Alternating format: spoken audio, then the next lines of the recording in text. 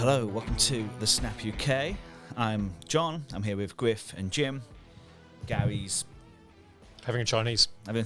Paul's working. And, you know, fuck them. It was week one of football. It was a great week. It was amazing from the start to the end. Start to beginning. How's this going for you? Went downhill. Shit now. Yeah. So it's not like we've stopped completely doing podcasts. No, but it's still we're a little bit out of practice, aren't we? You're just overexcited. Aren't you? We are. Yeah. Great. I won most of my fantasy games. That display from Russell Wilson really got your juices flowing. Don't. Let's not go there. Sadly, the worst thing is he wasn't the worst part. There was a full, roster of games. We're going to go around. Who wants to give me the first game we should be talking about? I kind of think there's only one place to start. Well, let's see. Hold on, let's see. Is it going to be the same place I would have started? Well, I'm going to start. Do you want to rub it in so bad? Oh, no, I wasn't going to start there. Oh, that's where I was going to go on. Then you go. I was going to start at the end. Yeah, go on. Yeah, it was not exactly the end, but nearly the end. Nearly the end. Sunday night game, Buffalo against Baltimore.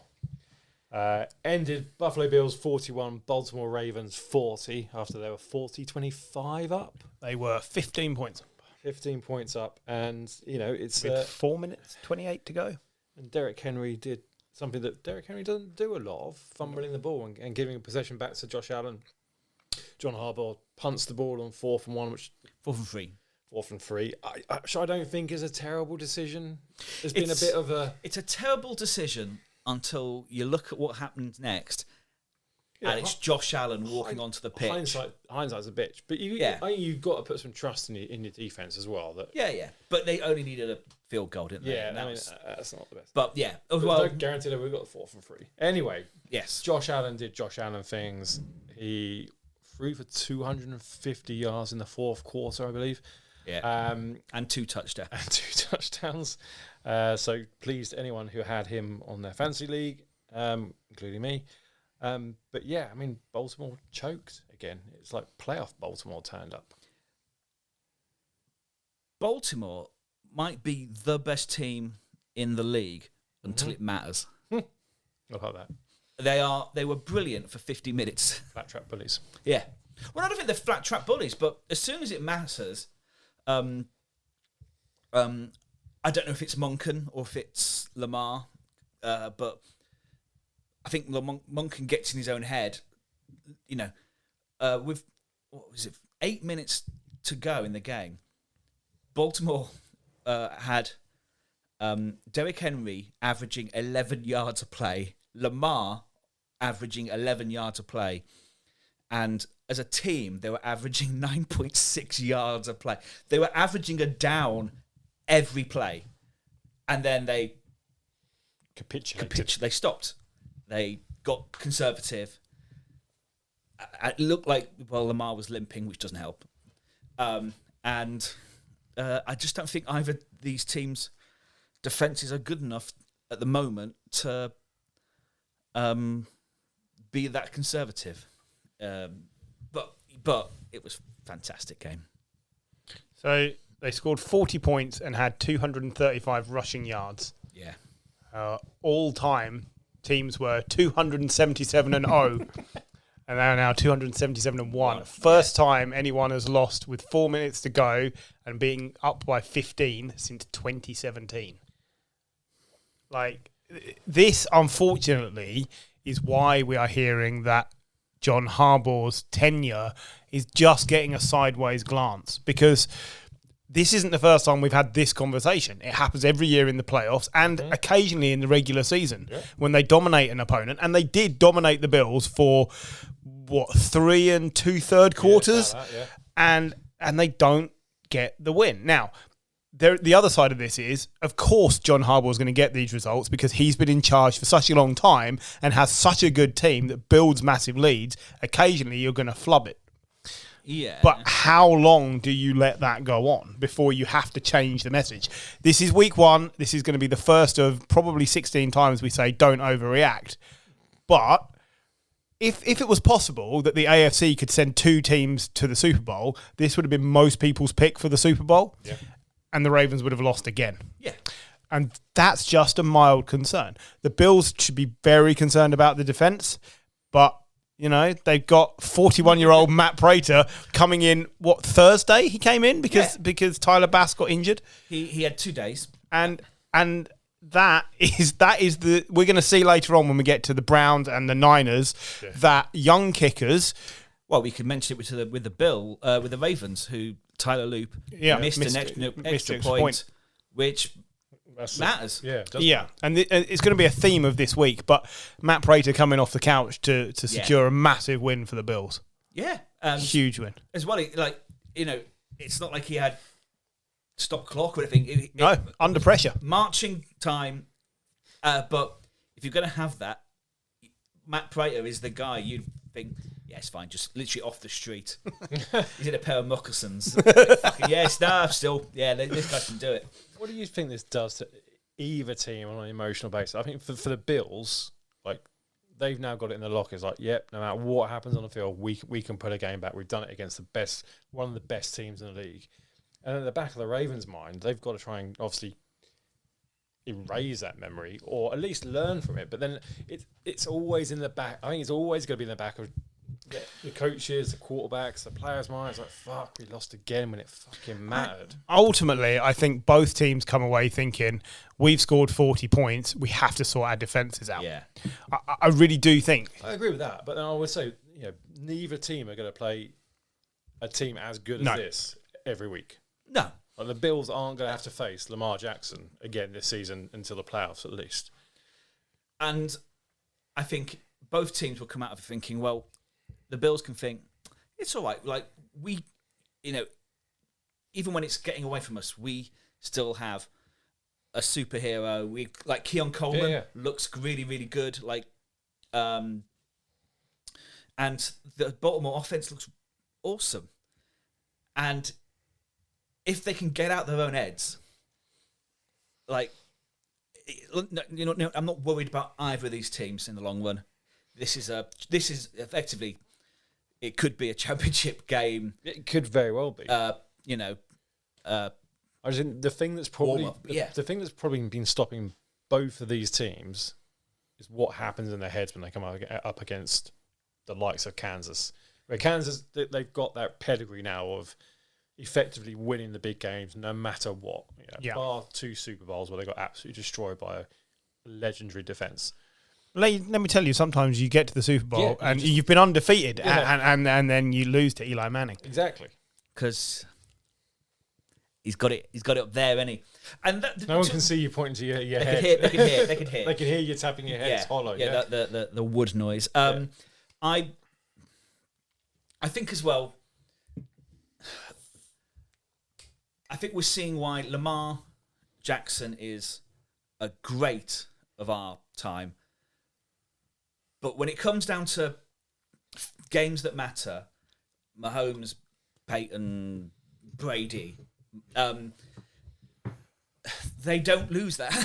So what you're saying, Lamar Jackson is a mobile version of Philip Rivers? No, God. Actually, I'll take issue with that. Peyton Manning lost a lot, especially in the playoffs, of games he should never have lost. Yeah, that's true. Somebody has to lose. The fact that you're there, ultimately, this is a coin flip game. No, this is not on Lamar. And yes, it'll matter for seedings, but it shouldn't upset what the Ravens are doing. It shouldn't. But, yeah, as a coin flip game, they lose a lot of coin flip games. They do lose a lot. Guarantee it. Whichever team goes into the playoffs, and I still think that they both will, obviously. But the first thing when the broadcasters bring up the Ravens, it's like, well, they choked in week 1, didn't they? They choked in week 1 last year. Last year, didn't they? Against. They should have won that. Yeah, they should have won it, but they didn't. Yep. And I think it was their first win was, I think, week 3. Yeah, it was against the Bills. Yeah, and they fashed them, absolutely fashed them. I'm not concerned about the Ravens. I don't think it'll be a problem. But it's a nail that you didn't need. Weeks. Yeah. Well, and that's it. And statistically, wasn't particularly great. But one of the Hopkins catches was absolutely beautiful. You're like, oh yeah, that guy is still fucking great, isn't he? He's awesome. But the way they were using Zay Flowers this week as well, he was everywhere. Yeah. Like short game, long game. I think if you've picked him up in fantasy, I think you're getting a lot of points out of him. Which is normally my advice is don't pick a Ravens I never would. Yeah, absolutely. I've been burnt by even Zay Flowers in the past. Griff, what are we getting next? See, you've gone from the highest quality, best game of the week. Let's go to the funniest game of the week. Now, Jim, let me set the scene for you here. This time last year, we looked across the table at John and Paul and we said, oh my God, you've let a all-time world-class player leave and he's going to tear up the league and win a Super Bowl. And he did. Went on to be an offensive player of the year. Yeah, he was. John, what you've done is you've let a world-class all-time quarterback go. You've replaced him with Dross, and he is cutting up the Dolphins this week. Setting records. Setting records, history. Scoring on all 7 possessions. Punter never even took the field. No. Best. I believe it was the best debut by a Colts quarterback. He had. Did he have 2 rushing touchdowns? He did, yeah. 2 rushing touchdowns and a passing touchdown. First time the Colts have won on week 1 since 2013. 2013. Yeah, madness. All sorts of madness. Now, all jokes aside, there's a couple of things come out of this. The first thing is Colts. What did they score in the end? 33. 33. Yeah, and the Dolphins got a massive 8. Yeah, 8. So 33-8 Colts over Dolphins. No one would have picked that. Plenty of people would have picked the Colts to win. Dolphins are in disarray. But not like this. 33-8. That's a tonking. It was a drubbing. Absolutely, right. So the scoreline does Miami. It flatters Miami. It does. They were does terrible. So here's the things that come out of this game. Firstly, hear me out. Daniel Jones. He's had a lot of flack. He's been shite for years, right? Fair? Yeah. Fair. Come on. Fair? Yeah. More than fair. Right. Is he on a career projection to be the modern version of Alex Smith, who 4 years at San Francisco, 5 years at San Francisco, was absolutely horrific. His debut season, he had 11 interceptions to 2 touchdowns. Like, he was Daniel Jones bad at the Niners. One good season with the Niners at the end. Yeah, at the end. Yeah. But for the first 5 years, as a number 1 pick, He also had like Terrible. 4 or 5 offensive coordinators. It's Yeah. what they're saying about Mayfield. He had a different offensive coordinator every year. But this is the thing. He then went on to be the best game manager of the recent times, right? Daniel Jones, is he capable of being a steady game manager that you can build around? John's waiting to go. No. I've been waiting for that one for days. No. Like, I think this just tells us more about Miami. So this is where I'm going. Is it point 2 then that Miami is so dysfunctional, and it's not just the offense, it's the defense as well, that everything. they just don't have anything cooking whatsoever. Tua didn't stand a chance on Sunday. Like the Colts defense isn't brilliant. No. But Do they you know were what, though? in his face the whole time. I do think it's not been mentioned a huge amount of time, but Lou Anarumo as their defensive coordinator might be one of the best pickups of the year because he's replaced shitty Gus Bradley. Well, yes. Who I haven't been able to stand for years. So that is, they've got some decent defenders. They're not elite. They're not stars, but they got some good players. Yeah. But But the Miami offensive line. Oh, so bad. I mean, porous would be a nice word for him. And this is why we said we're going to see plenty of Zach Wilson this season, who came in for the last series as well, I believe, in this game. Like, He did, yeah. He was 5 for 8, 32 yards. Like Tua, we're all concerned about him anyway, but he just looked poor. Yeah, injuries, whole injury thing aside, he looked bad. Yep, he did. He didn't look like Out of sync, out of rhythm. He didn't look like a quarterback who knew what was going on, or that you'd want to build a. He has to be a rhythm quarterback. That's his job. He's a rhythm accurate quarterback, and he had neither of those things going on. Like Tyreek Hill doesn't want to be there. No. It's obvious. They don't seem to understand what they're doing with their run game. Well, that's McDaniel's raison d'etre. That's his thing, isn't it? And like the PFF do like an explosiveness rating for runs. Miami were 32 last year, and they've got like and one the of gap the most between electric running backs. The gap between them and 31 was as big as the gap between 31 and 14. Oof. And I mean, they've got A-Chain as well, who on great. his day is absolutely brilliant. But he Lightning. He couldn't move, but he can't move behind that line. that's just it. It's the line. They lost their left tackle, an all-star left tackle. Sorry, right tackle. Yeah. In pre-season, and they've not replaced him. And it's like, if you've got Tua as your quarterback, and if you're so reliant on the running game as they should be, because you're right, that's where Mike McDaniel's made his name in San Francisco. You need to be investing it in that offensive line, and they just haven't. Like through free agency or through the draft, they've not invested enough there, and they're going to be found out. And I'll be surprised if Mike McDaniel's makes it to week 10. Certainly on this evidence. Now, I said before we started recording tonight, they will stuff the Patriots this week because that is exactly how these things go around. But they're going to have to find some cohesion. Yeah. Waddle wasn't involved. Like that is one of the safest bets that you'll have all year. No, I think the Patriots will be so much better than the Dolphins. Yeah, you reckon? Yeah, I absolutely don't. But we'll wait and see. You're a pessimist. This was the Colts busting their losing streak on opening day. They were 0-10-1. Okay, but only the second ever longest streak of not winning on opening week. Who had the longest streak and how long was it for? Bucks? No. Browns. Yes. 15 years. 17 years. If anything to do with losing, go with the Browns. Yeah. John knows all about going with the Browns. I do. Yeah, losing stuff. Yeah, and losing stuff. It's. It was hilarious, and I genuinely fear for Tua. I don't fear for Mike McDaniel. I think the message is just gone. But the team build is bad. This whole franchise is complete rebuild. Because you think about, right, let's say they have a terrible season, which is more than likely they're going to get rid of the head coach, probably going to get rid of the quarterback. Tyreek Hill goes. You've got Jalen Waddle and Devon A-Chain as your stars, and let's face it, they're both very good players, but are they players you build stars? Yeah, in inverted commas. Are they players you build a franchise around? And then you look on the defensive side of the ball, and there's no one that really stands out that is young and brilliant. Yes, they've got Matt Judon. Yes, they've got Mika Fitzpatrick, but these are people on the back nine of their careers. So this led me then to a second phase of this question with the Dolphins. So the Bills are the class of the AFC East, right? Yeah. Undisputed. Well, they won it 5 years in a row now. So they're on for a sixth, I think. Yeah. Right? The Patriots for 20 years with the class. Now it's the Bills, right? Mm-hmm.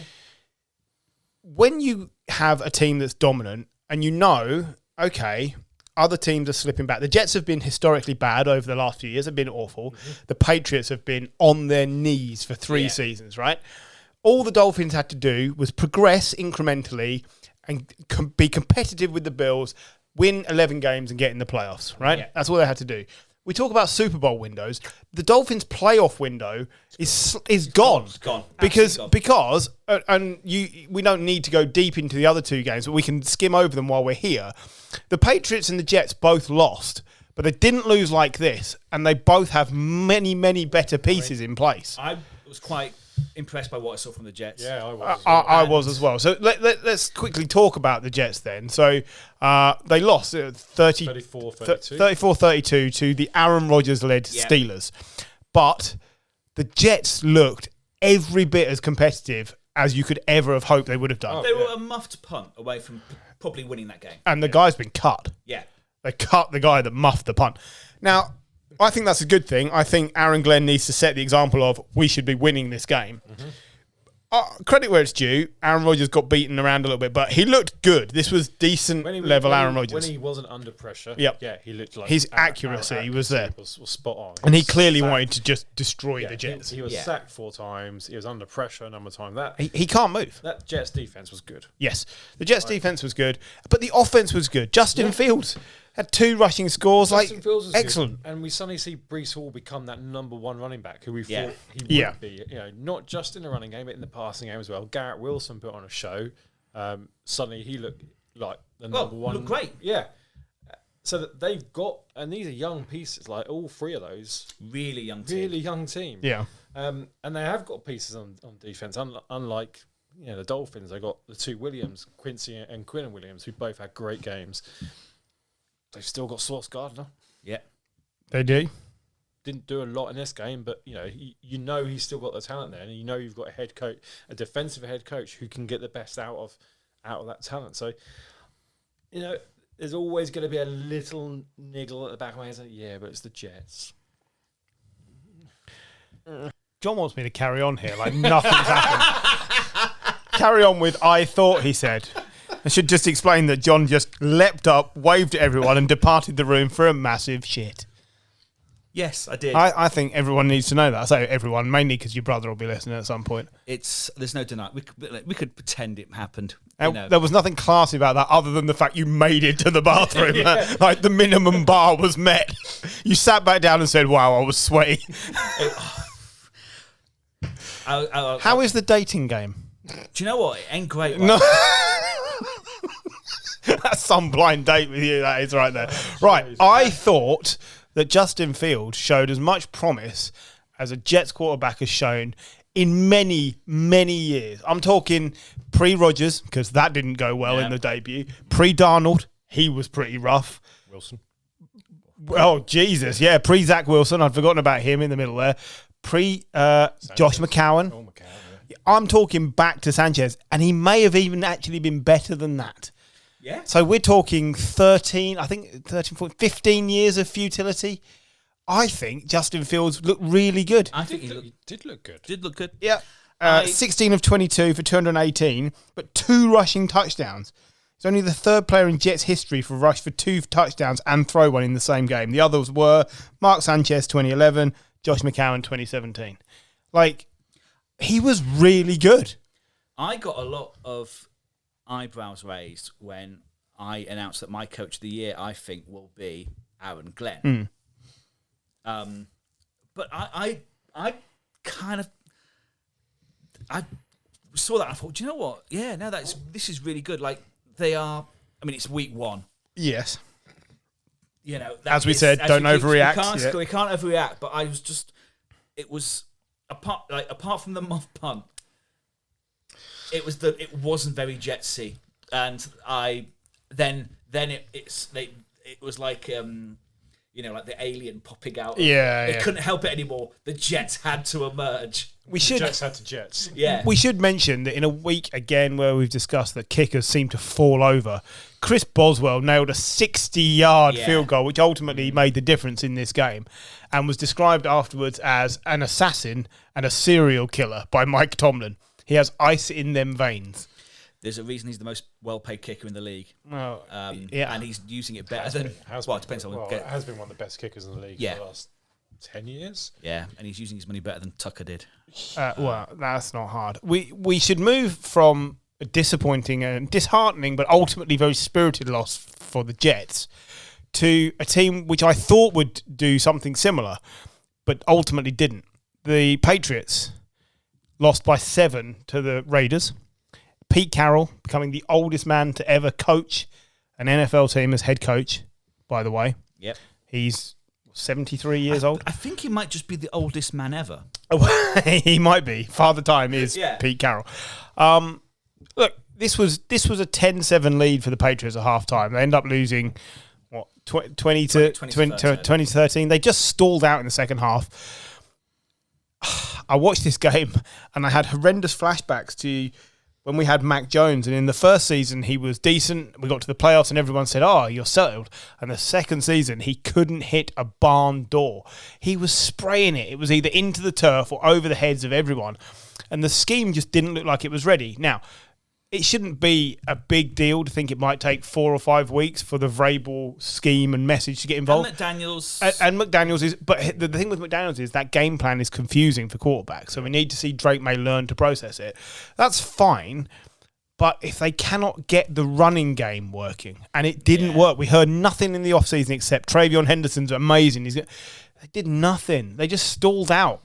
And it was at home against a beatable opponent. Now, the Raiders, they'll be delighted. Geno Smith had the best debut in terms of yardage for a Raiders quarterback since 1980. Like, Geno Smith. Hey, I'm on the Geno train. And that's fine. That's fine. But it's Geno Smith. The thing with it is, I love... for the last couple of years, I've really enjoyed watching Geno. Like, he makes the best of some bad situations. I think he's in a bad situation. And, yeah, I'm looking at who he's got to throw to. It's Brock Bowers. Brock Bowers, who left the game injured, didn't he? Yeah. Apparently had to be convinced not to return. Jacoby Myers. Trey Tucker. Yeah, Dante Thornton Jr. It's a lot of shit. In the nicest Myers possible. is a good tight end as well. They got two. Good tight ends. They've got two good tight ends and this running back. But imagine if Jacoby Myers used to be on the Patriots. Yeah. Oh, hang on. Yeah. Yeah, But hey, you got rid of him and brought in Juju Smith-Schuster. Yeah, and that brilliant. worked out for everyone, didn't it? Yeah. We punted the ball away with 10 minutes to go, losing this game. Yeah. And the punt only went for 21 yards. And Vrabel basically threw the punter under the bus after the game and said, I was expecting a better punt. Because his point was, if we'd have pinned the Raiders back, our defense actually played okay. It did play okay. You look at, Gino had a right day. He still threw an interception. Yep. Ashton Genty, the next coming, 19 carries for 38 yards. That's only 2 yards a carry. He looked distinctly average. Yes, he got a touchdown. Yes, it was his first game. He'll probably come back better.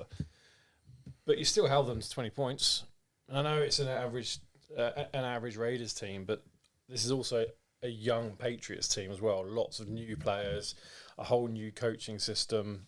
Like, it's not even like they've gone from Belichick to Mayo, where it's effectively like for like. You're now gone to Vrabel.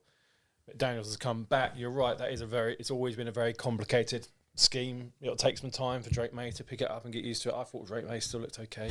Yeah, Drake May 46 is all right, really.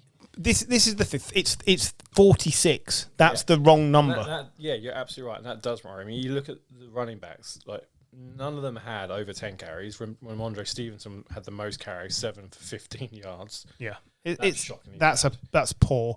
Will Campbell looked like he was struggling, but O-lineman can take some time to come into the league. Yeah. I think as much as the Jets fans will be rightfully delighted and really gutted by the fact they lost, I think Patriots fans, myself included, are looking at this and saying, oh, we still have to work a lot harder. Yeah, it's not just going to start to pick up. I think the bigger tell will be what happens over the next 2, 3, 4 weeks. Do you start seeing little steps of progress? Or is it just static and you keep doing the same things over and over again? Because if it's the latter, then yes, that's obviously a problem. But even if you lose the next 4 weeks, but you can see, okay, Drake May is getting better, the running game is picking up. Stephon Diggs actually looks like a halfway decent player because he looked slow. He's coming back from a match. Yeah, I get it. You definitely can't judge him, especially, but you said earlier, DeAndre Hopkins still looks really good. That's what I think the Patriots thought they were going to get out of Diggs. 4 or 5 really good catches a game. I think you can, but that injury is so bad. It just takes. It might take half a season to get that rust off. You're not good enough to possibly still be in contention after half a season. Not playing like this, and then you're sort of going into next year. But it's not like he's in his mid-30s. No. I still think there's a player there. It's just going to take time. You guys both think we'll beat the Dolphins? Yes. This feels like one of those games where the Dolphins score 50 points. we'll see. We'll take a bet on that. We'll see. But I think I think the Jets and the Raiders out of this conversation have got loads to be happy about. The Steelers should just be pleased they've won, and the Patriots will feel that was a bit of a kick, to be honest.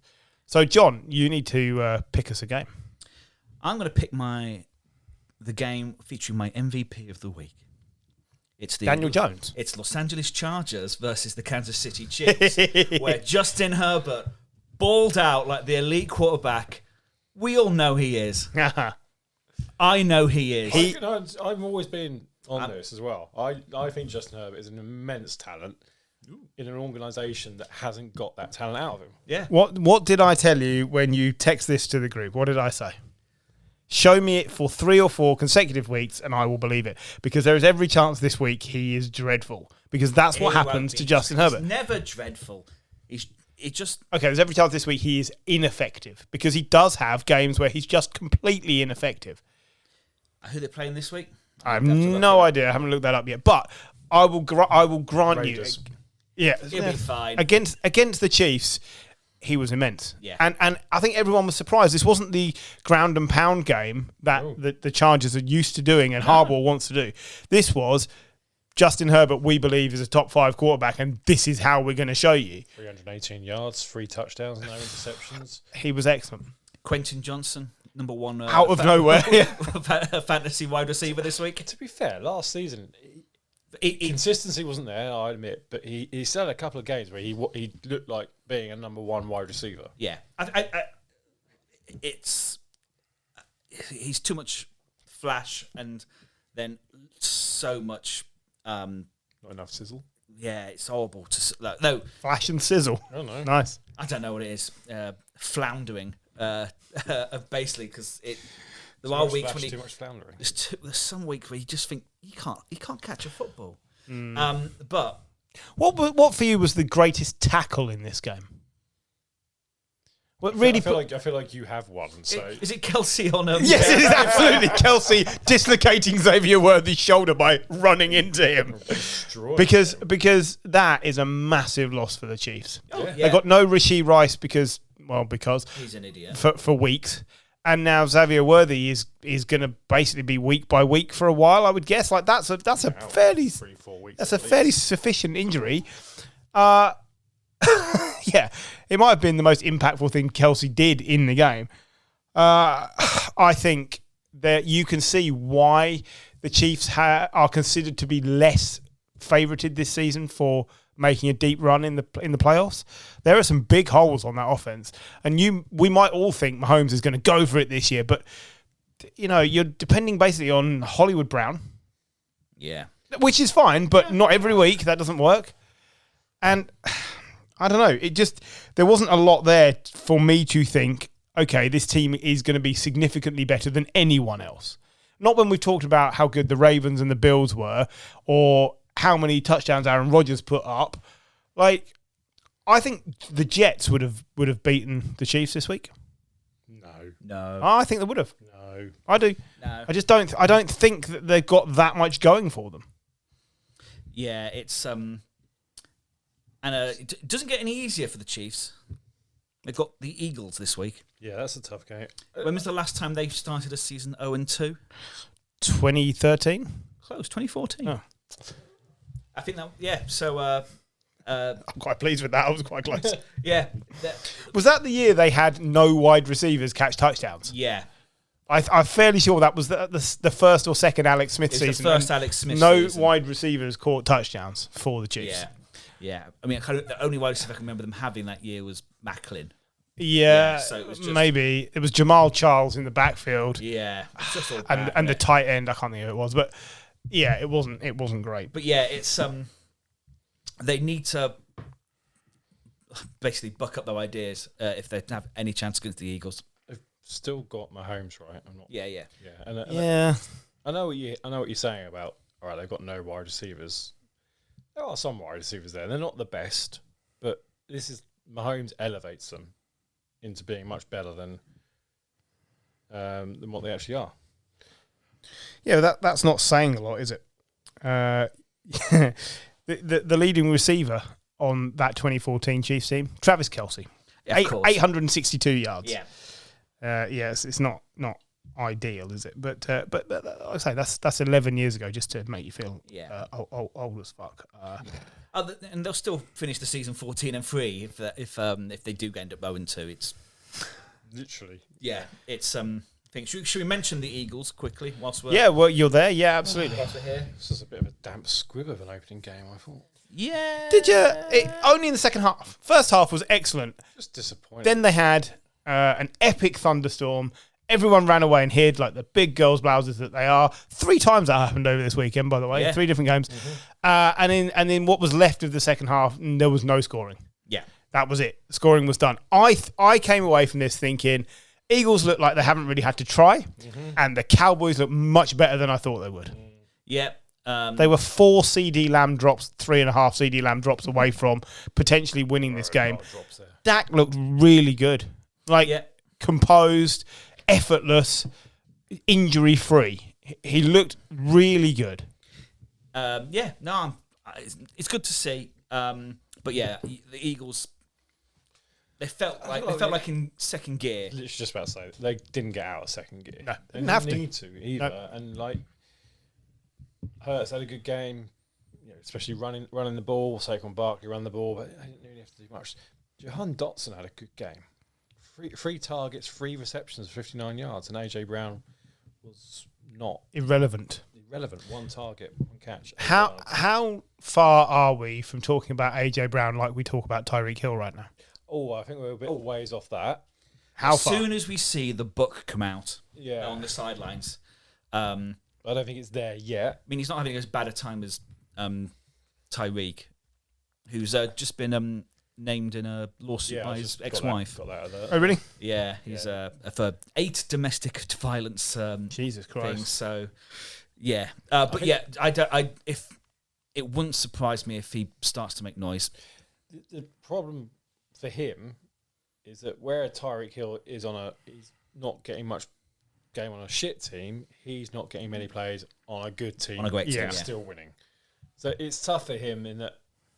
What are you expecting the coaches to do? Suddenly change the whole game plan that's working to feed your ego? That he's a great receiver. I'm kind of happy because he's on Gary's fantasy team that he only got 1 point, some points. He'll get more. I think he will get more catches eventually during the year. Today wasn't the day for it. Jalen Hurts now has 16 games with multiple rushing touchdowns, which is an NFL record for a quarterback. Who is second? Steve Young. Cam?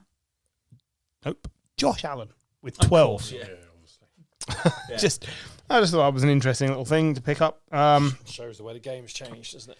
Yeah, the critical mistake actually in this game was not the CD Lamb drops, because CD Lamb was still really good in this game. Yeah. It was the Miles Saunders fumble at the Eagles' 9-yard line, which completely changed the direction of the game, because the Eagles just started scoring there. Yeah. From that up to that point, the Cowboys have been the best team.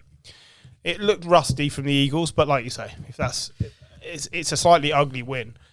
It might just be the case as well that Schottenheimer is much like Sirianni, who isn't an offensive or defensive mind, but he is just a really good head. I know it's week 1 again, but he might just be a really good head coach who's got good people in the right positions and can take that team onwards, because they were an absolute disaster. The end of last season, they have had an off season of where basically Jerry's putting the team into a worse position. And actually, they came out of it. You still think actually there's a good team there, and I think we've been potentially a little too pessimistic. He's got the easiest team talk to do every single fucking week, hasn't he? Yeah, No one believes in you. No one thinks you're any good. No, everyone said Micah Parsons is gone, and now everyone thinks we're terrible. yeah, show 'em, prove them wrong. Wrong. Have you guys spoken on here about the Jerry Jones documentary? We mentioned it in passing because Paul watched it. I've now watched it. I've watched 3/4. I've been watching it this There's week, so much week and Jerry a bit. Jones I can take in one. Yeah, basically, I feel like what I've watched is Jerry Jones getting sucked off for 8 that's hours. literally what Paul everyone said. described it as Jerry Jones dick sucking. It was offensive how Jerry Jones leaning it was, and you just kind of come away feeling a bit dirty. Like, don't get me wrong, if you look at where he took over and absolutely undoubtedly influenced the build, but his refusal to give genuine credit to anyone else is just icky. And this is what you're seeing now.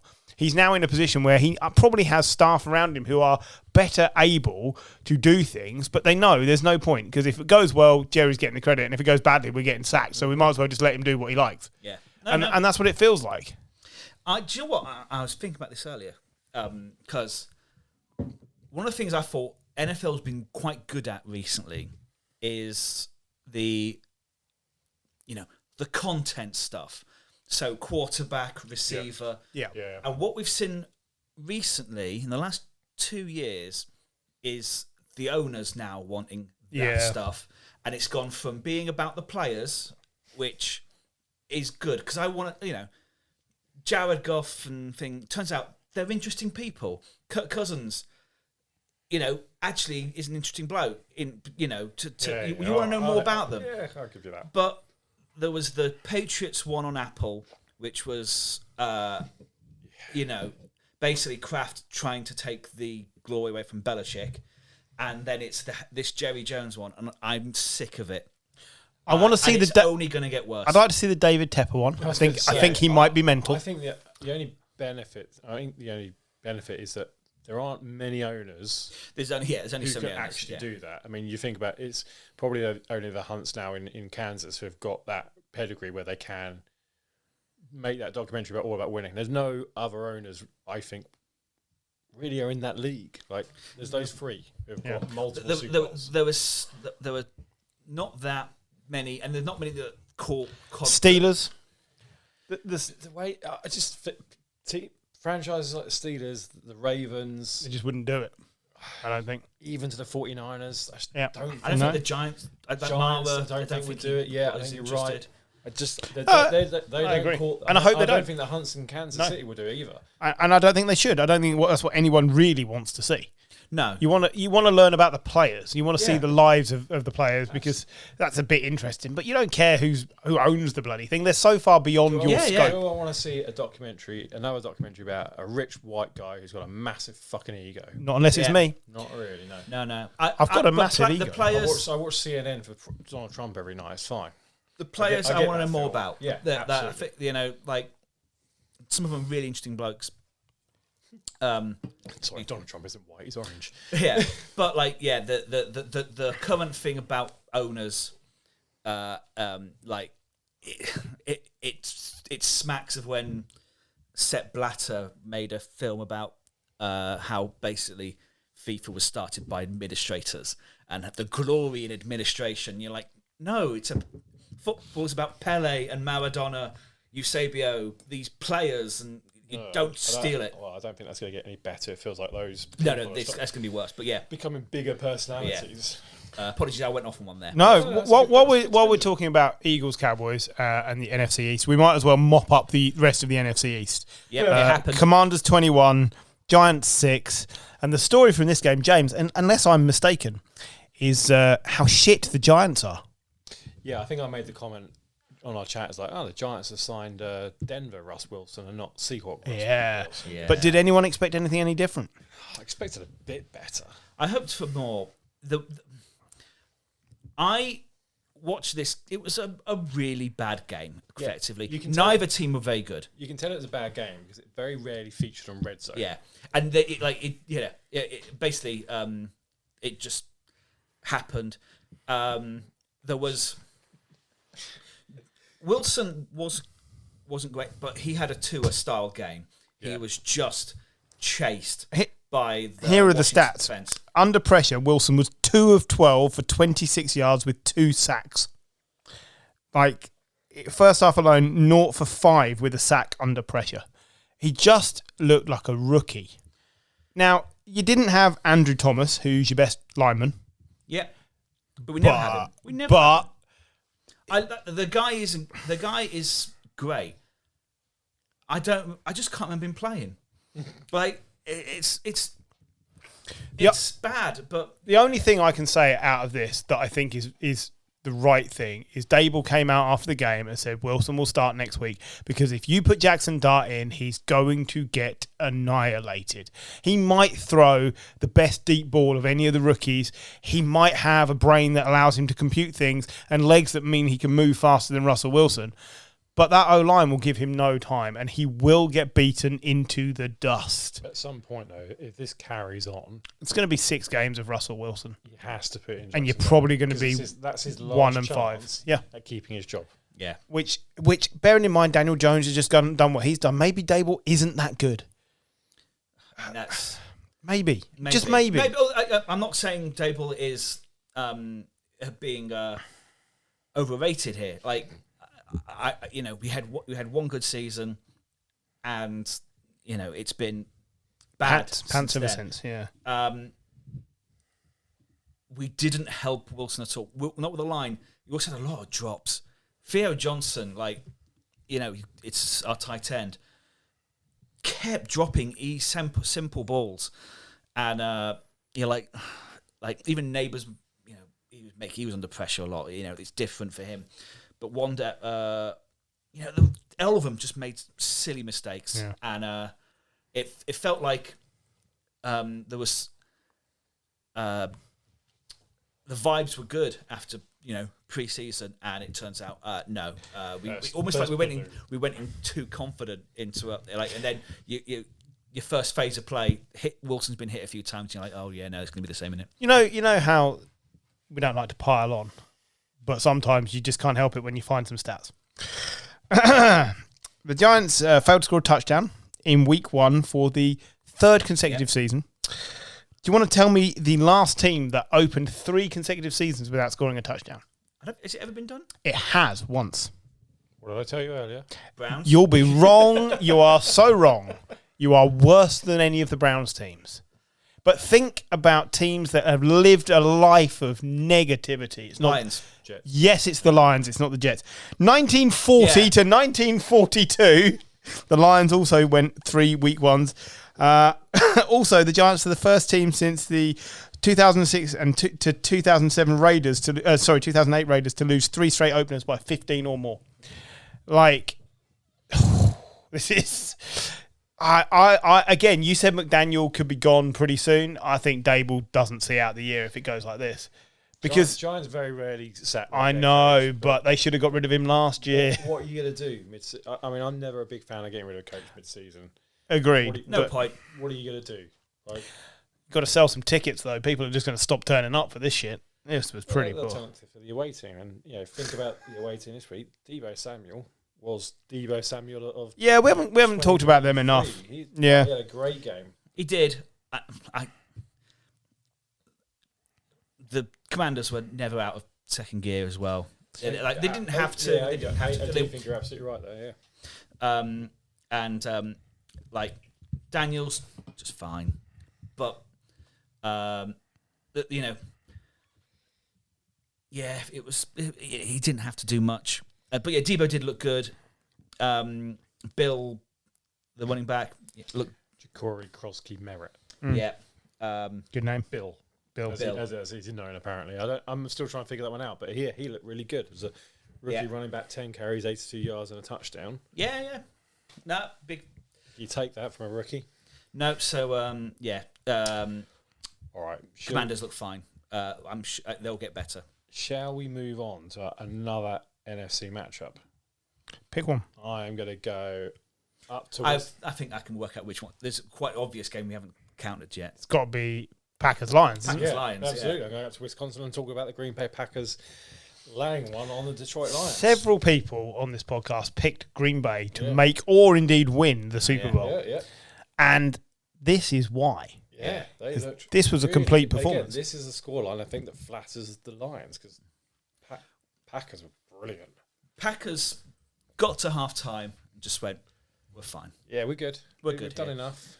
Like, literally throttle down, just cruising in first gear because they were brilliant. This is the stat line. The Lions rushing attack. And I know they're chasing the game, so they generally don't have as many rushes, but that's the strength. That was really the strength of their team.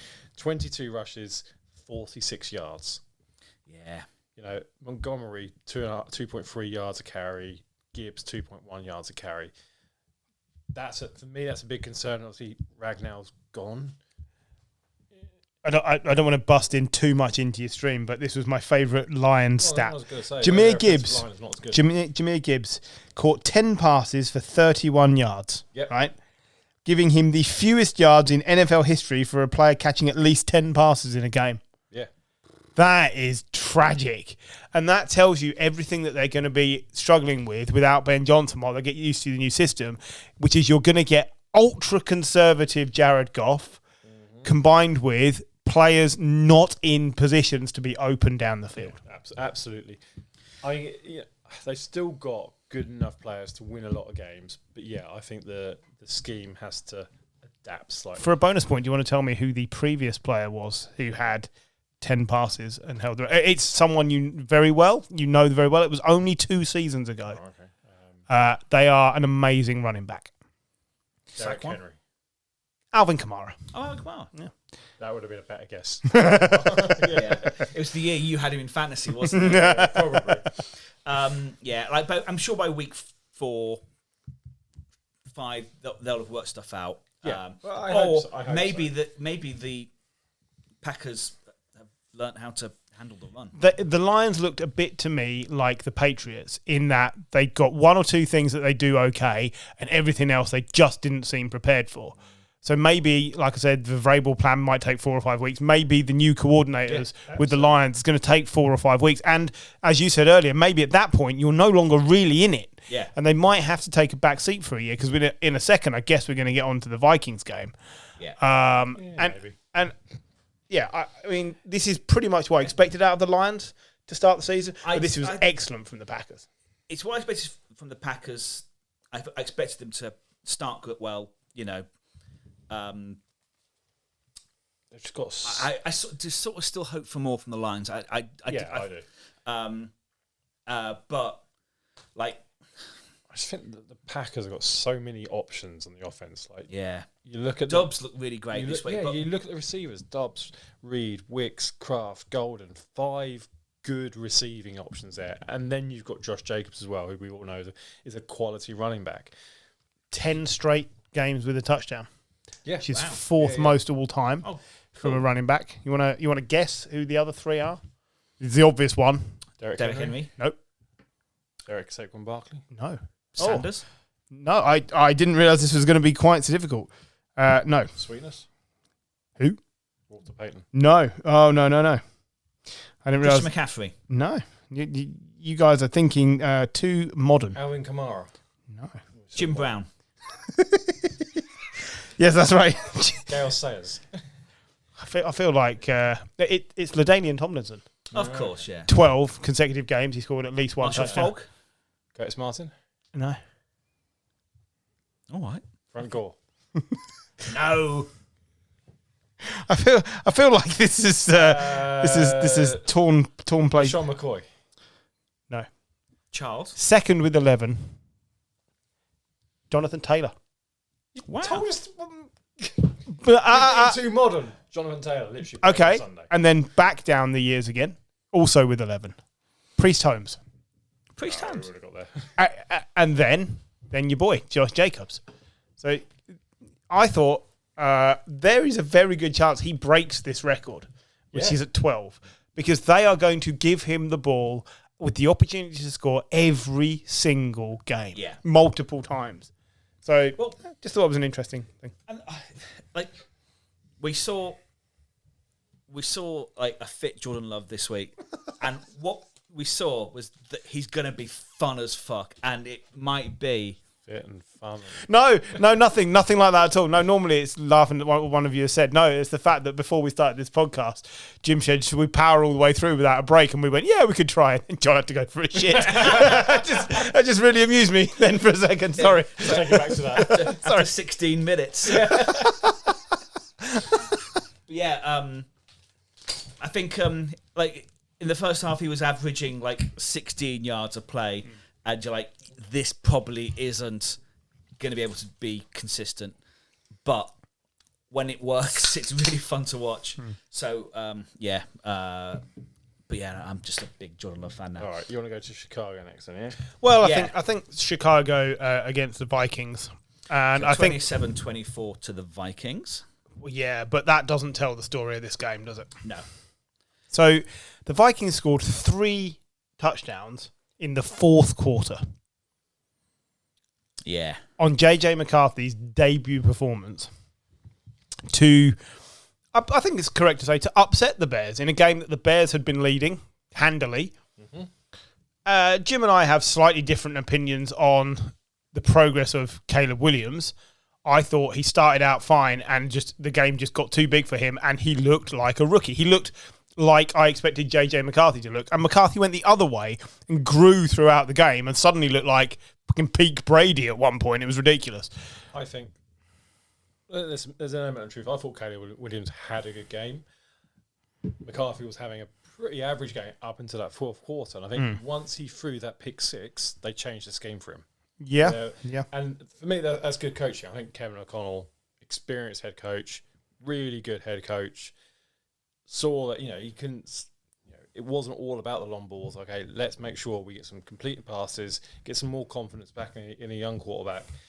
Let the players who we know are really good when they've got the ball in their hands, Aaron Jones, Justin Jefferson, let them catch the ball and go and get some yards, and that worked really well. Whereas on the flip side, I don't think the game management from Ben Johnson was brilliant. No, it wasn't. He went at it all the time, where actually, you know what? Sometimes you need to put it back and be a bit conservative. And maybe that's, maybe that Dan Campbell had that role where in Detroit, where Ben Johnson wants to go, and Dan Campbell's like, whoa.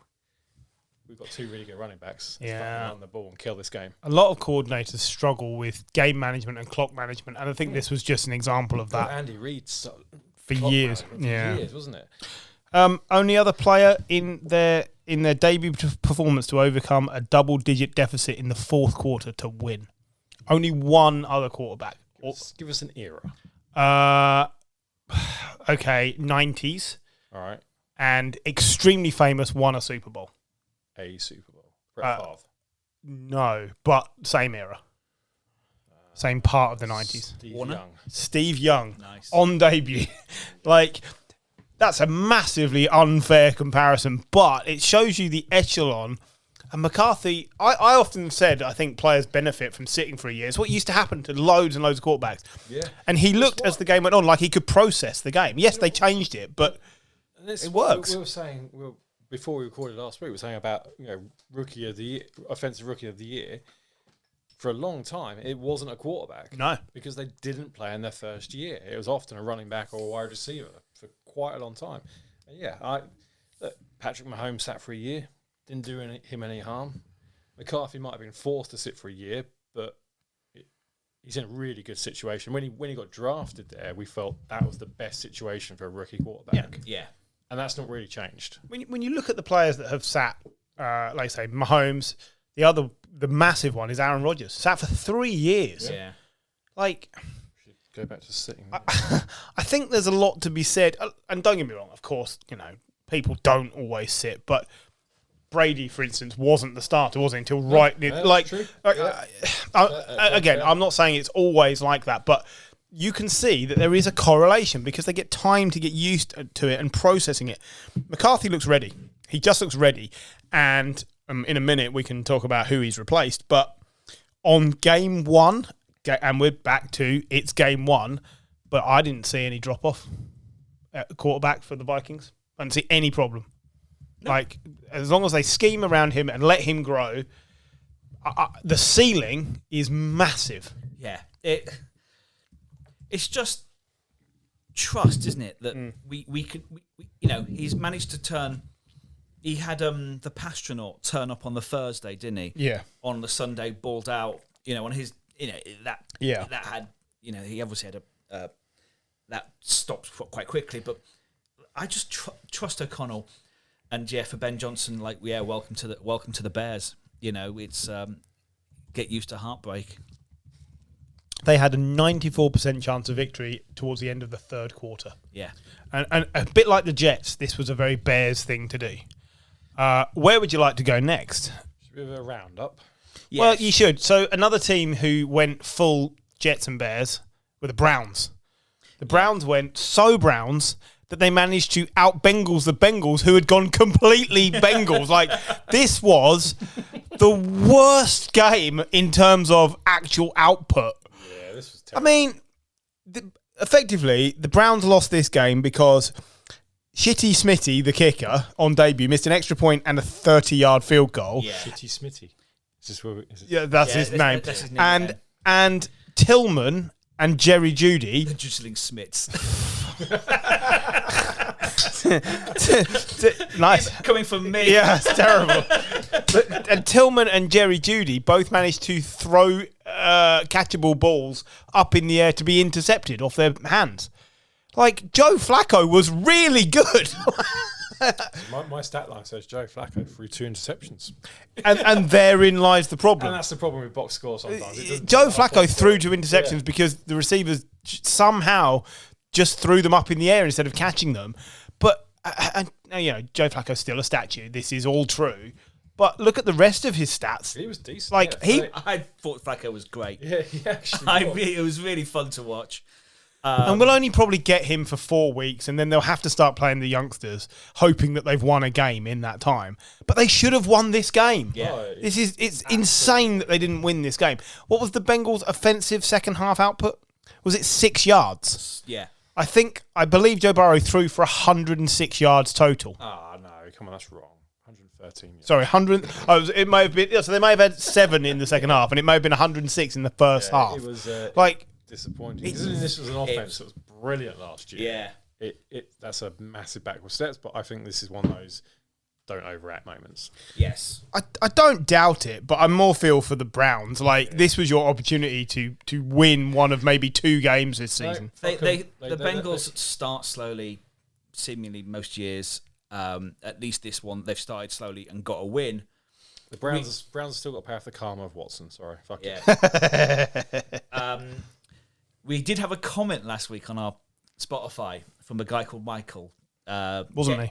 Getting back into the NFL after a few lazy years. Praise redacted. I picked the Browns as my team as a child, stupidly, as I liked the jerseys. So Michael... Why?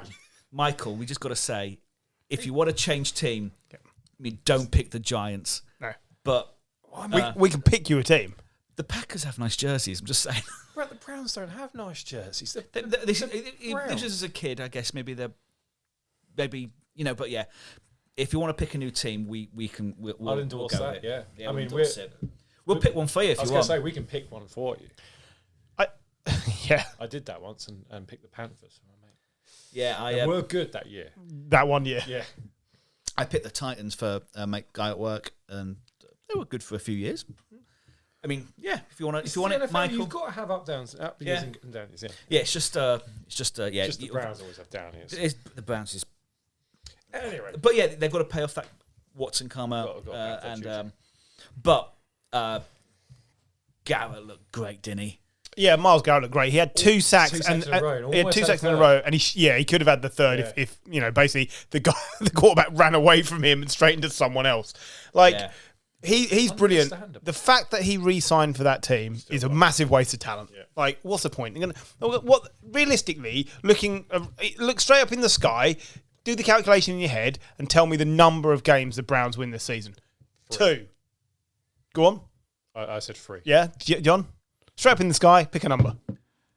Because that. 1. Yeah, I mean, like, we don't hold out a lot of hope because they're going to be terrible. They are bad. As everyone else improves, they've just had their best game of the season. Yeah. Right, move on because I don't want to talk about them anymore. Let's go. San Francisco 49ers 17, Seattle Seahawks 13, and the 49ers are injured again. Yeah, this isn't about the fact you won. This is about what you lost to win this game. What did it cost? I will say, though, last year we would have lost this game. This year, the defense was fucking brilliant. Your defense was fantastic. Seattle down to 13 in their stadium. Yeah. Brock Purdy, he wasn't brilliant, but he came through at the right moment, and he was under pressure. He often isn't brilliant, but he does do well under pressure. Under pressure, he's brilliant, and even that last touchdown throw to check's name, Jake Tongues. Yep. I thought that was an interception. JQT. Yeah, I thought that was an interception. The guy plucked it out. It probably should have been. Dwight Clark style. Yeah. But who we got injured? We got George Kittle now on IR. Kittle out for at least 4 weeks. Kittle's gone. Trent Williams. Trent Williams left the game at some point.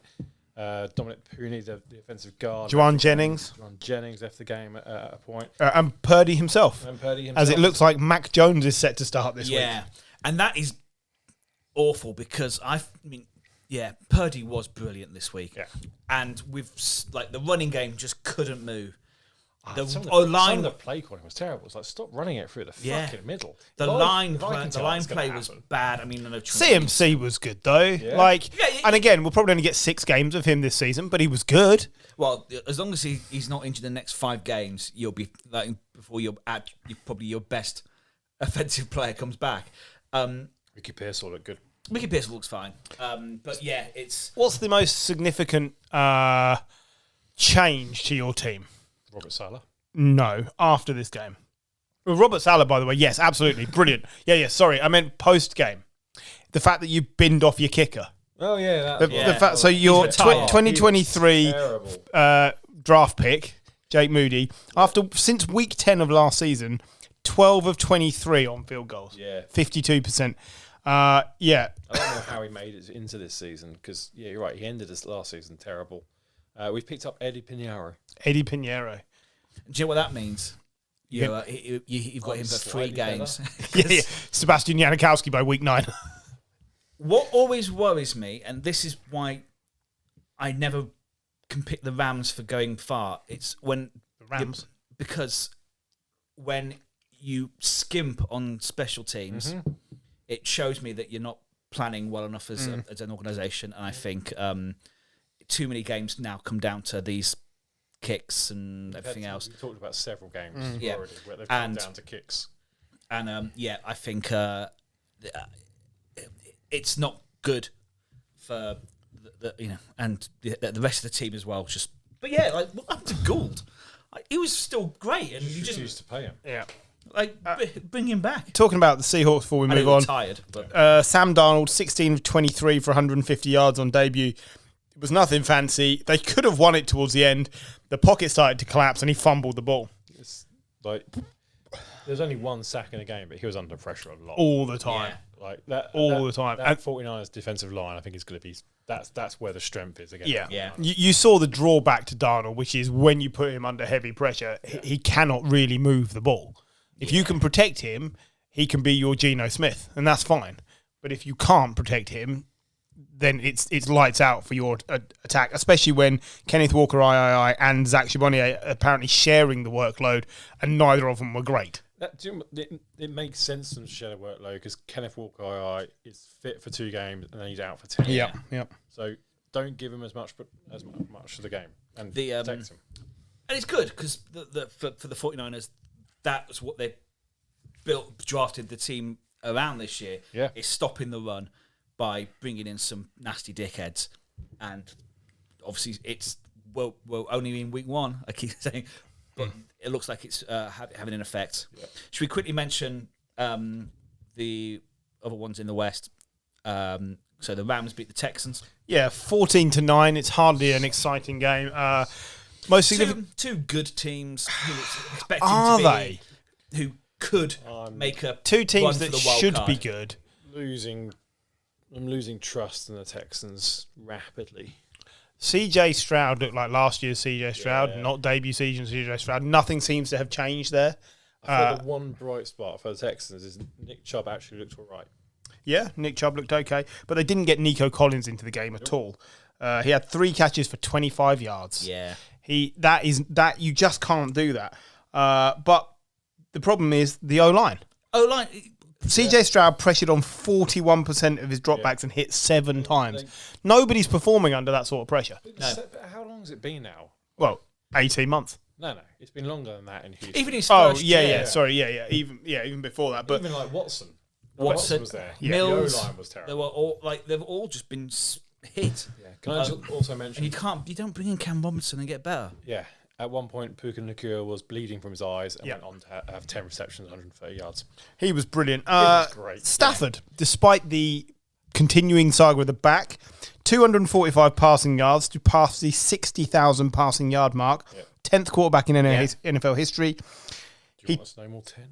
No, what I want you to tell me is, who did he tie for second place all time in terms of speed of games to reach 60,000 passing yards? It's a quarterback we have all watched together, has not been retired that long. Phillip Rivers. Matt Ryan. But they are both behind. So they've both done it in 223 games.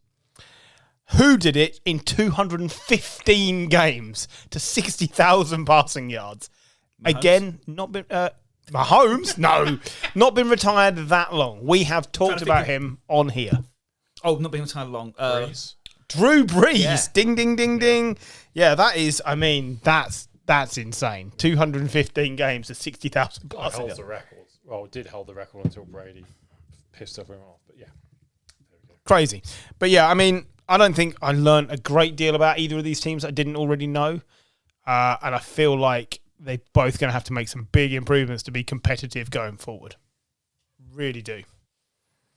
In case you're wondering, Mahomes has played 113 games in his career. He's at 33,000 yards. Yeah. So some way off. he might get there. Oh, he will definitely. Yeah. Anyway, and elsewhere, the Cardinals and the Saints played. Yeah, I'm not going to talk about that. Oh, yeah, you don't want to talk about Arizona 20, New Orleans 13, and honestly, the Cardinals' defense made Spencer Rattler like an NFL quarterback, and he's not. He's rubbish. No, he's rubbish. But yeah, it's once again, it's week one. Let's see what happens. Let's see how they evolve. But normally, the defenses can start quite quickly compared to the offenses, and doesn't seem to have been the same case this year. But can we move on to another game of kicker woe, because we're going to Atlanta. Yeah, Young Wei Koo could be in for the Jake Moody treatment. Like, Come on. The guy's got some. I'm sorry, would you like to go back and look at last year's stats? They weren't great. One bad season. Yeah, maybe. I'll come back to you on that in a second. But can we, rather than talking about the kicker, because, can we talk about the debutante, yes. Aguka? Yeah. Because it was fantastic. It was so good to watch. Pretty special, isn't he? And when does Baker stop becoming underrated? I just because that's a really fair question, because he's been so good since he's been in Tampa. Yeah, and he was really good when he played those few games for the Rams before as well. Yeah. And he got the Browns to the playoffs. He got the Browns to the playoffs. This and guy. how many seasons has he played? Is this his 8th? 2017, 2018. 2017. So this is his 8th season then. Right. Which means he's on his 9th offensive coordinator. Yeah. It's crazy. He's getting better despite the conditions. The Browns were insane to let him go when they moved on from him. And he bounced around. Didn't he play at the Panthers as well for a game? Yeah. It was him and Sam Darnold. It's very hard to find what else he could have done with his career at that point. I like the guy. But I think he's brilliant. Yeah, I do as well. I think he's criminally underrated and will continue to be, because he has the stigma of being a first overall pick who didn't do anything much with the team that picked him. But that's not on him. I think the playoffs. That's literally Hall of Fame. Yeah, it probably should be. I think he gets a Purdy contract this summer, and then that might change things. But he's on a cheap deal because he came from the Browns, nowhere. Effectively, no one else really wanted him. Hey, Carl Pitts looked good. Hey, Seven receptions for 59 yards. I'll take that. Penis Jr. looks fine. Really good looks well. fine. Oh, I saw the best thing today that said, have you noticed the Falcons on the rise again? Now they have a guy whose surname is one letter away from being phallic. It used to be Mike Vick. Yes. It was Mike Dick. And now it's Penis Jr. Penis Jr. looked really good. Yeah. Again, it's another player, a bit like I was saying with McCarthy earlier, who looks able to process and able to both throw and run as required. The stretching touchdown that he scored, that was insane. Yeah. There's no way that should have been a score, but the athleticism and the ability to do that is incredible. So, yeah, the Falcons may have found the right answer. I think moving on from Kirk Cousins looks better after 1 week than many people thought it would. Yeah. Week 1 overreaction. I don't think that is. I'm not saying it is. Young Wei Koo, by the way, missed 9 field goals last year. Yeah. Not great. So currently, including this game, he's kicking at 70%. That's not good. No. He was brilliant. He was great. 2 years ago and 3 years ago, he was amazing. But since I drafted him in fantasy, it's your fault. He's my Alvin Kamara. Yeah. So we've got 2 games left. We've got the Jags, Panthers, and the Broncos, Titans. Jags won, but it was a disrupted game, wasn't it? But Travis Etienne looked good. Yeah. 16 carries, 143 yards. That's sort of what we should expect with Liam Cohen. He's going to make the running backs look good. Lawrence wasn't terrible. Wasn't terrible. Bryce Young wasn't good. No. Yeah, and on for the Broncos, They were lucky. yeah. If the Tennessee Titans receivers could catch, Yeah. I think we'd be talking about a different type. We had 8 drops in this game. 8 drops on Titans receivers. Cam Ward looked really fucking good. Yeah. Really good. Some of his throws were really good. Some of his movement in the pocket were really good. Yes, he's only got 12 for 28 and 112 yards. That stat line will look shit. But this is, again, one of those times where you look at the box score and said, well, didn't deserve that. 8 drops.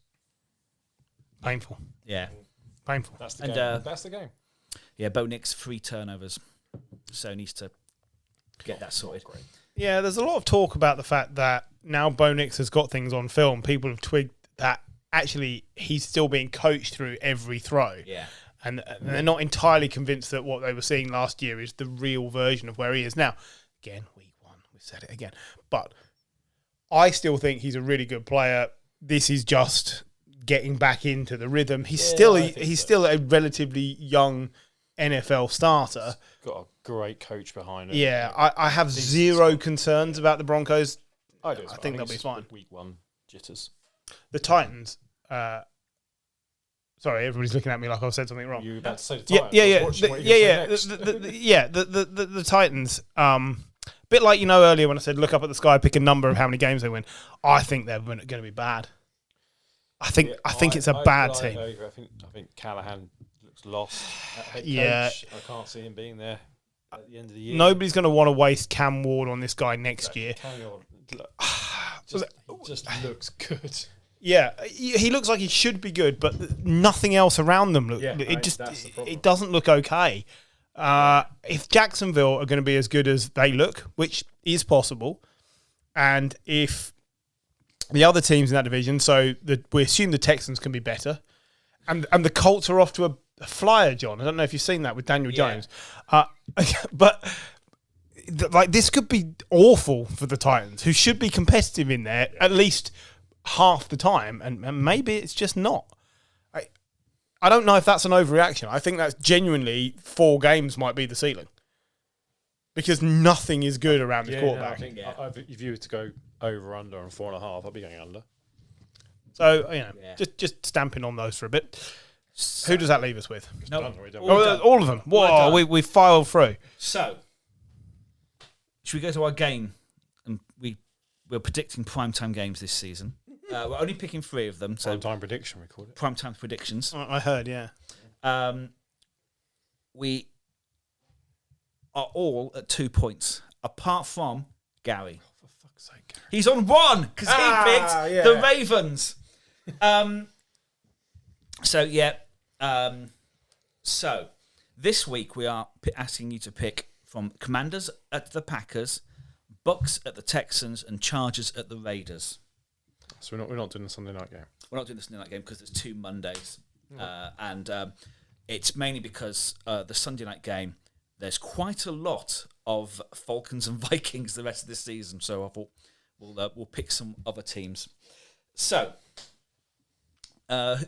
Jim, Commanders Packers. Okay, well, Paul, Gary and Paul have sent theirs in. So Gary's gone Packers by 7. I think Paul has gone Packers by 3. I was going to go Packers by 5. Dead air on a podcast, always good. Isn't it? I just I think it's in Green Bay. 2 really good teams. This could be an NFC Championship matchup. I will go Packers by 10. And I'll go Packers by 6. So there you go. We've all got a different number. Yeah. Excellent stuff. It's not closest wins, I don't think. Yeah. No. Technically, I created the Home by 7 bot, who is, and then Paul went and picked the home team by 7 on all games. So we had to made him change at least 1. So he went Bears by 8. But yeah. So for the Bucks at the Texans, Gary's gone Texans by 3. Paul's gone Bucks, I think by 10. Bucks by 10. Yeah. Go Bucks by 7. I will join Jim with Bucks at 7. I think the Texans might struggle, really. Bucks defense is decent as well. Yeah. That offensive line it scares me. Was it 7? Sorry. Yeah, we both 7's went all by round. 7. I am going to go Buccaneers by... I'm going to go 10 again. Oof. And Chargers Raiders In Las Vegas as well. in Vegas. I'm going to go Chargers. I'll go first this time. Go on. And I will go Chargers by 12. 12? Yeah. Missed kicks and stuff. It's not a bad shout. I'm going to go Chargers by 10. We're buying into Justin Herbert hype. Yeah. Gary's gone Chargers by 10. Paul has gone Chargers by... by 7. I'll say Chargers by 2. It would be quite Chargers to make an absolute meal of this. We might separate, or the bot might separate from us here because, of course, the Texans and the Raiders. Your are bottom was going to separate from you earlier. Fucking hell. But we will see. Also, Griff, we didn't get from yourself. We didn't get a Coach of the Year candidate. Oh, did we not? Because we created the Coach of the Year and the Assistant Coach of the Year. I fucking filled everything else in that you sent me, didn't We I? created that on the show. Oh, for fuck's sake. So currently, your Coach of the Year candidate is Bum Phillips. I'd like to stick, please. And Assistant Coach of the Year is Chip Kelly. That's a tough one. I've gone Kevin O'Connell. Yeah, that's a good shout. That is a really good show. I'm upset I didn't go for myself. And Assistant Coach of the Year, so offensive coordinator, defensive coordinator, defensive coordinator. Brian Flores. Going all in the Vikings. Yeah, why not? Yeah, there you go. So yeah, we're good. Cool. Should we? Do you want to go over the other games? Any other games for week 2 that wet your whistle? Well, I said Dolphins stomping on the Patriots, I think, because if the Dolphins lose to the Patriots handily by more than 7, the volume around the Dolphins is going to be phenomenal. Yeah. Obviously, Eagles Kansas sticks out. One of the 9 o'clock games. And I don't know, Bills Jets might be sneaky fun. Sorry, why? It's great we get to see it, but why is Eagles at Chiefs, the 9:30 game, and Falcons at Vikings, the Sunday night game? Yeah, I don't know. Scheduling is sometimes random. Bills at Jets. I want to see what the Jets have got. Like, I think this, that game against the Steelers might be an anomaly. Let's see what happens against a Super Bowl winning. For the next 4 or 5 weeks, it's Chiefs and Eagles basically in a primetime game. They're playing each other. It makes no sense to me. But Quick question then for you two. I was just looking through the slate and I was thinking, well, which team would I not have picked to beat the other pre-season? So ignoring week 1. Bengals and Jags. Anybody think that the Bengals can win that? Because I think the Jags might properly beat them. Well, I don't think properly beat them. But I think they might. The Bengals were terrible. They were bad. if the Bengals don't improve, that could be a slacking. The Bengals have got to turn up. Yeah. Yeah. I just think that's an interesting one because I don't think anybody thinks they deserve to win in week 1. Yeah. Whereas the Jags 100% deserve to win in week 1. And maybe. Cool. Bengals could be poor. So back to some old classics from the show. Have you got a sweetest play of the week? Because I have. Oh, I have. What's your one? It was the Lions receiver, the rookie receiver, Isaac Tesla. Oh, Tesla. Yeah. His catch. That's how they pronounced Was- it. I understand. Phenomenal. I understand, It's, yeah. Mine was the J.C. Horn interception, the one-handed Oh, one. that was good as well. Absolutely not. It was the Jalen Ramsey stonewall tackle to win the game where he basically eviscerated the other guy. Like, it was All amazing. good. All good. It was amazing. I'll have them all. So, yeah, well, there's only 3 of us here today, but we're now going to move on to the Hall of Good. This is my favourite bit. So, Paul has sent his in, and because there's no chance for him to make a alternative arrangement, we are now pitching to Gary. So, his first question was, Is RG3 already in the Hall of Good? I was like, no. He was the offensive rookie of the year. His debut season was sensational. He led them to their first division title since 1999, set rookie records for passer rating, TD interception ratio, Pro Bowl nod.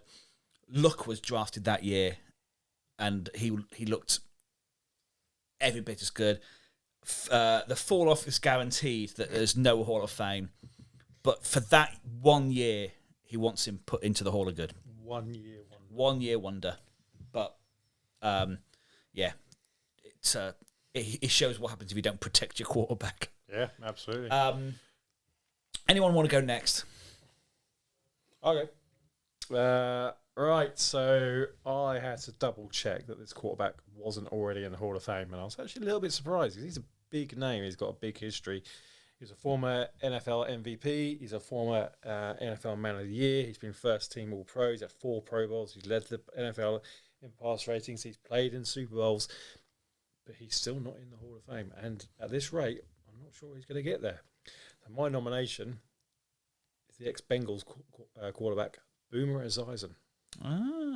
Which, will never win because Gary didn't see him play and Gary votes on people who see him playing, but he is worthy of being in a Hall of Good. Fair enough. I think you've picked the wrong week to pick Boomer Esiason. Yeah, I know, but I'm just going to go with it anyway. You might get in because, now going to me and Griff, and we like to throw some curveballs. Griff, I'll let you go next. I've got a few. I mean, I'd forgotten all about this, to be honest. Yeah. But a guy that I've meant to mention before, he's been on my list for a while. He started for 3 different teams over 16 seasons in the NFL. 212 touchdown passes. Basically, he got to a Super Bowl, and maybe they didn't show up, but he got to a Super Bowl. He had maybe one of the most famous shouts at the toss of a coin of all time in an overtime game when the coin was tossed up in the air and he shouted, "We're taking the ball and we're going to score." And he did score because he threw a pick six. Yeah. I'm nominating Matt Hasselbeck. God. Because he carried the Seahawks franchise for years without any real recognition. And if you're telling me that RG3 in his 1 good season deserves to go in, I will tell you that Matt Hasselbeck and his ability to carry a franchise and continue to turn up way into his 40s as well when he was playing for the Titans and be a good quarterback for years and years, that's exactly what this hole was designed for. Players who aren't good enough to be a great, but are fondly remembered by the fan bases. He got the Seahawks to a Super Bowl. I think there's not a lot between Matt Hasselbeck and Boomer Esiason on that front. No, there is not. An unfancied Someone franchise. Gary won't remember at a Seahawk. RG3's looking strong. And he's going to keep looking strong because I'm going to pick Carson Palmer. See, Carson Palmer was next on my list. Now, basically... I'll tell you right now, if Carson Palmer doesn't get in over Boomer Esiason, Matt Hasselbeck and RG3, something's gone horribly wrong. So, 46,000 yards, 297 touchdowns. 2 knee replacements. Yep. He fucked over the Raiders. He fucked over the Bengals as well. Yeah. He fucked over everybody. Got the Cardinals to a championship game. 3 Pro Bowls. So we're all agreed, stats-wise, I win. Yeah, but like a lot of these guys, it was only fleetingly in the playoffs and never really only got deep once. So he'll never bit like you. What? He'll never get me going deep. Wee. Oh, jeez. He played for some shit teams. He's never going to get in the Hall, but. Carson Palmer even. That was my pick for Hall of Good. I think Carson Palmer's a great shout. I like it. He was one of my favourite quarterbacks to watch. Even in the terrible Raiders season. Yeah, he was just still good. Yeah, he just there was nothing around him. But to come back from, and I'm now supporting someone else's choice, but to come back from the knee shredding injury with the Bengals. Yeah. To go through the fact that he basically had to retire to force himself to be traded to the Raiders. Yeah. to play under Hugh Jackson, Yep. and then to be moved on again to the Cardinals, where he played for Bruce Arians in the no biscuit, no risk it offense, and he went for it to then get his knee shredded again and still come back. Like, he's another player that for me, like I was saying with Hasselbeck, doesn't get the credit for carrying franchises when they didn't really have a lot else going for them. All three of those players have carried franchises for a good period of time as well. Like RG3, out of those four, these ones that have been named here, is the best talent. He was the best talent. Yeah. For 1 year. Yeah. Like if you could give me that 1 year every year, he'd be in the Hall of Fame. But actually, and John and I have discussed this many years ago, if you were discussing busts, RG3 if the guy just learned to slide. RG3 was a bust. Yeah. Oh God, yeah. And that doesn't come up enough. If you think about how much they spent to trade up to Gillett, Yeah. that's 3 first-round picks to get to number 2. For the talent on display at the top of that draft, what year was that? 2010? No, 2011. Anyway, for the talent on display, the year that Andrew Luck and RG3 went 1 and 2, that might be the most disappointing 1-2 pair ever. Who's the next quarterback to go? Oh, hold on. Tannehill? Yeah, that's right. Oh, he might have had the best career. Yeah. I mean, that's frightening. And then after Tannehill, was it Blaine Gabbert? Mate, was that the next year? Oh, okay. Or the year before. Gone too deep. Yeah, I think it was the next year. But yeah, I mean, we all loved Andrew Luck. We all loved RG3, but that's disappointing. You name another pair that went 1 and 2. Yeah. Jameson, Marcus Mariota had better careers in terms of production and longevity than the combined production and longevity of Andrew Luck and RG3, because RG3 lets the side down and Andrew Luck retired. Wentz and Mariota are still in the league. Well, yeah, Wentz and Goff went 1 and 2, didn't they? Yeah, Wentz and Goff even, so yeah. It was 2012, you're right. And the quarterback that went next quarterback on the list? After Tannehill? Yeah, it's still the first round. Was it to the Titans? It was not. Must have been year before was Jake Locker. Yeah, it was to a team that have picked a lot of quarterbacks in the first round. God. Often in the first few picks, it was Brandon Weeden to the Brandon Browns. Weeden, 57-year-old Brandon Weeden, who made his debut by getting stuck under the American flag on the pitch. Beautiful. So yeah. 4 interceptions on debut against the Eagles, Brandon Weeden. It was the worst debut until podcast favourite, Nate Peterman. Of course, yeah. Just thought I'd bring it back there. So Gary will pick that next week. What we need to do is pick what position we'll be picking next week as well. Well, traditionally we go running back. Traditionally we go running back, but I mean tradition is 1 year. Punter.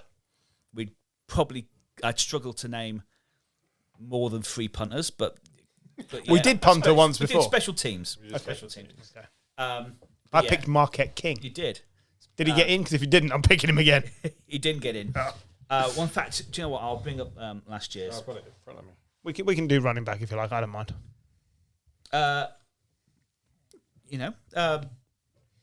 Running back. Yeah, let's do running back. Let's do running back. There's enough. There's enough for them. Yeah, I think we've got to go. So yeah. Oh, I've done one on the 2025 sheet, so it's fine. Oh, see, you're just having a production meeting on a podcast. Yeah. Nobody It's cares fine. about this bit. No, it's cool. It's cool. Anyway, so for running backs, who got in last year then, Jim? Last year for running backs, we had Bo Jackson, and that was it. That was the only running back we only put in. did one running back last year. I think we... Because then after quarterback, we had Christmas, and then we had New Year, and then we did player, best player. Oh, yeah. With the Butler interception and the catch. We can't pick Bo Jackson. Yeah, can't pick Bo Jackson. Also nominated was Priest Hall, Steven Jackson, and Ricky Walters. So they can all be nominated again. I did, because I definitely nominated... We did Potluck. Is it Potluck? Potluck was where Bilal Powell came up and Arian Foster. I remember doing Arian Foster. Yeah. That was Potluck. Cool. No, fine. We did 2 lots of Potluck. Chris Johnson came out, Jamal Lewis, and that's where you Put had Marc Marc King. King. Oh, okay. I remember, yeah. He was a great player. It was a great laugh. Used to celebrate his punts. Yeah, he used to celebrate his punts. Anyway. Yeah. Anyway, let's leave it there. It's been a long one, sorry. It's been a long one. It has. It has, but... I've never got to say that to someone before. I have, but in Literally about an hour ago. yeah, it was very quick and disgusting. But yeah, enjoy week 2, and yeah, we'll see you next week. Bye.